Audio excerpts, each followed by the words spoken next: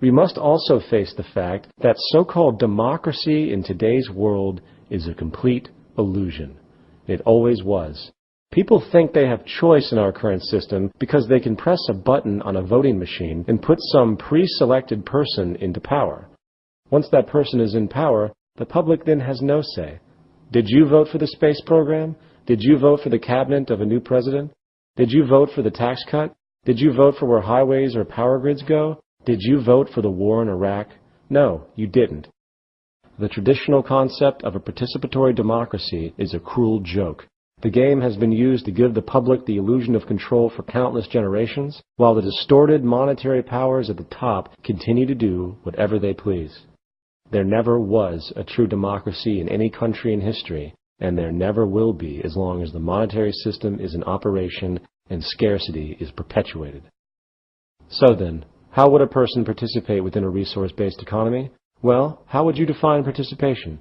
True participation in society would entail understanding how society technically worked, and then constructively proposing ideas or innovations to be implemented, created, or altered. The first thing a person would do is interact with the central database, which, as denoted before, would come in the form of an internet web page that every person on the planet has access to. They would then input their proposal. The central database, with its historical knowledge and full integration of all scientific fields, would then analyze the concept for its scientific and technical integrity, along with optimizing the materials required, if necessary, based on current understandings and availabilities. If the proposal is initially accepted by the central database after it examines it for its basic integrity, it would either immediately be put into production, such as would be the case for a desired invention, or it would be turned over to the interdisciplinary teams that oversee the implementation of the new proposal and orient it into the system. The person who submitted the proposal would then become a part of the interdisciplinary team relevant to the idea. These teams would not be fixed, but constantly revolving based on who wants to participate in a given field and what they have to contribute. This is a true election, based on what a person has done, not what they say they will do. Furthermore, the public's fear of traditional corruption will have little basis, for there is no reward for it.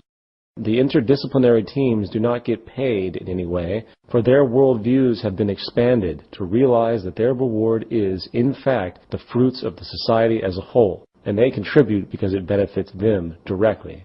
While this might sound difficult for those who have been fully indoctrinated into the monetary-based reward system and feel that money is the only incentive there is, let it be known that every day all over the world millions of humans volunteer for the greater good. In a 1992 released Gallup poll, more than 50% of American adults volunteered with no pay for social causes at an average of 4.2 hours a week, for a total of 20.5 billion hours. This is an incredible triumph for the collective human spirit, for even with the sickness of narrow self-interest generated by the monetary system, humans still strive to help each other and give to society without reward. In the future, those who choose to work in the cybernetic industrial system will do so because it is an honor to serve humanity. They will understand that it is in their self-interest in the broadest way to see to it that humanity lives and works together for the greater good.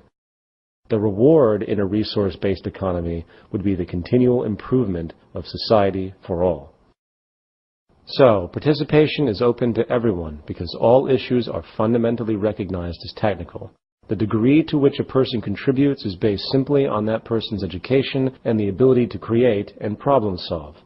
This is why expanded, relevant education is critical. In society today, the public is always kept uninformed and as dumbed down as possible. This way, the government can maintain control. In a resource-based economy, the goal of the educational system is to produce the most intelligent and aware human beings as possible. Why? Because everyone then has a greater possibility of contributing, greatly affecting our collective social evolution for the better and improving the lives of all. Now, due to the importance of this section, let's recap what we have discussed. Who makes the decisions in a resource-based economy? No one does. Decisions are arrived at by the use of the scientific method, utilizing computers that gain real-time feedback from the environment, along with a central historical database of all known technical information and maintained by revolving interdisciplinary teams. The goal is to increase objective decision-making as much as possible. And when we fully accept that our problems in life are actually technical, the merit of this approach is without parallel. In the end, the only real issues for society and the natural world are 1. The production of goods and services that are equally available to all. 2. Research projects and educational systems to expand our knowledge, understandings, and applications. And 3. The constant monitoring of the Earth's resources and atmosphere for feedback and possible environmental problems. We could address true threats to humanity, such as unforeseen variables like tsunamis, earthquakes, and disease.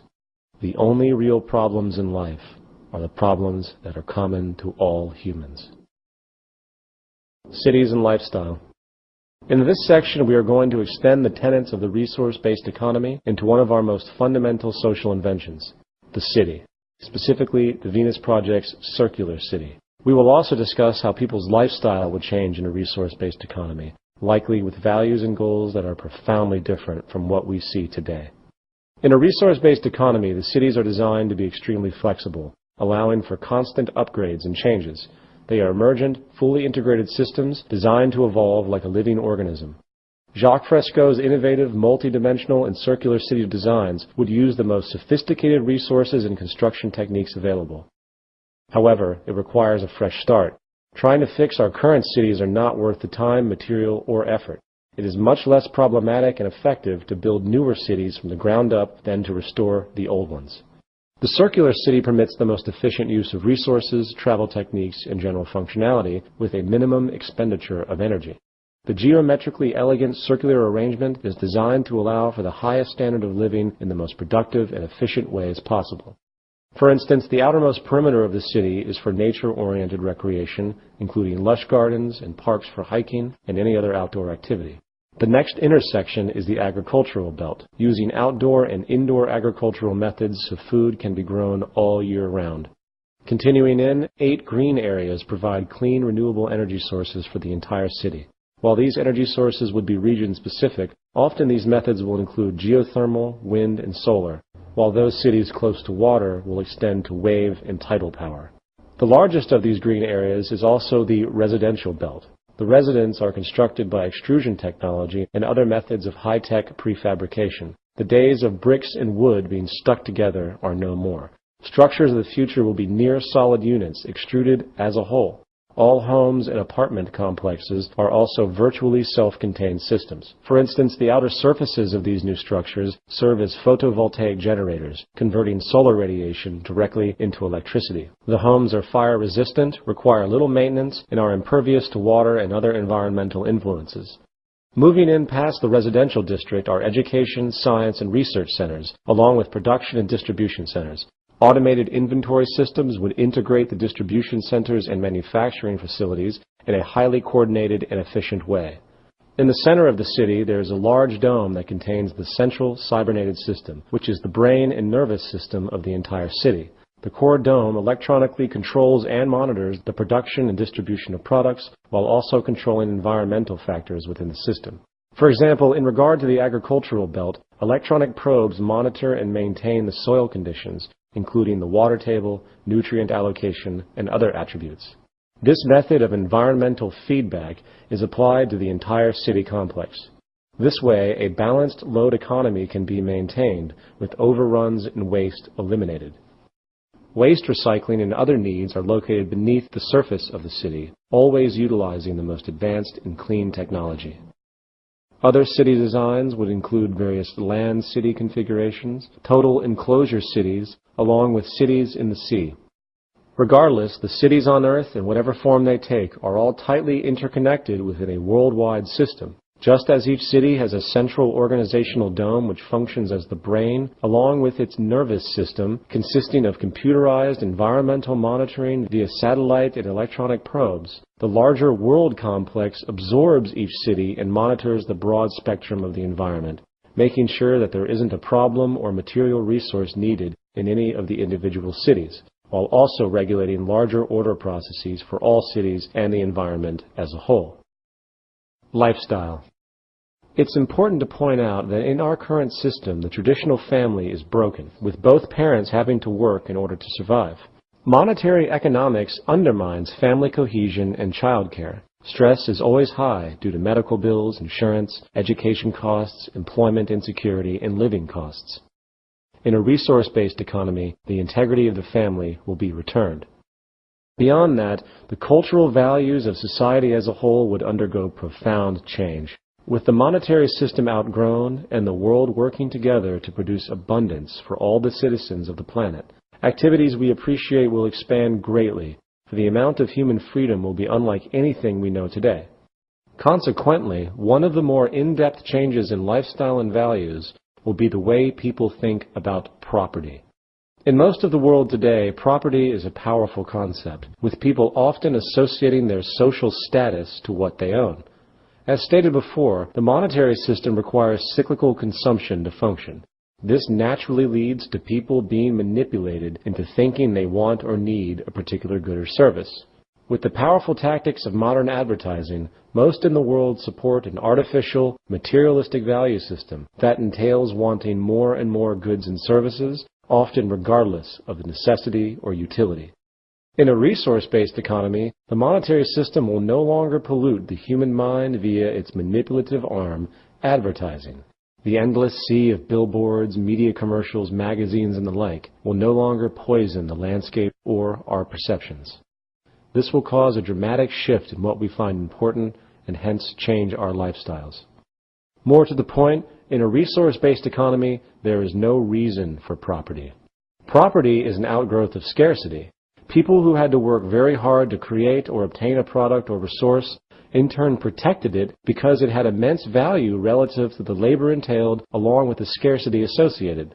Property is not an American or capitalist idea. It is a primitive mental perspective generated from generations of scarcity. People only claim ownership because it is a legal form of protection. In a system of abundance without the need for money, the idea of ownership becomes irrelevant. In this new system, no one owns anything. Instead, everyone has unrestricted access to everything. Ownership is a massive burden. No longer will a person need to live in one place. One could travel the world constantly. Anything needed is obtained without restriction. There is no reason for abuse, for there is nothing to gain. You can't steal things that no one owns, and you certainly couldn't sell them. Household items would be obtained through central distribution in the cities, while recreational items are available on call or near the location of interest. For example, if you go to a golf course, you would select on-site your clubs from the most effectively designed models available. You use them, and then you return them.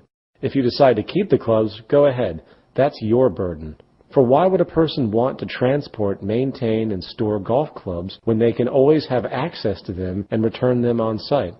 Our homes today are full of stuff that we hold on to because of the supposed value they maintain. This waste will no longer be needed. In this economic model, the city, or in fact the entire world, is really your home. If you require an automobile for whatever reason, the car is made available for you. When you get to your destination, the satellite-based driving system will automatically make the car available for others to use, as opposed to sitting in some parking lot, wasting space and time. In society today, the need for property results in extreme product overlap and redundant waste. It is much more intelligent to create a universal shared system, for it dramatically reduces waste, redundancy, and increases space and efficiency. Human behavior. In this section, we are going to discuss the issue of human behavior and its relationship to the environment, while also addressing the legal system and its extremely despotic, backwards basis for influencing human conduct.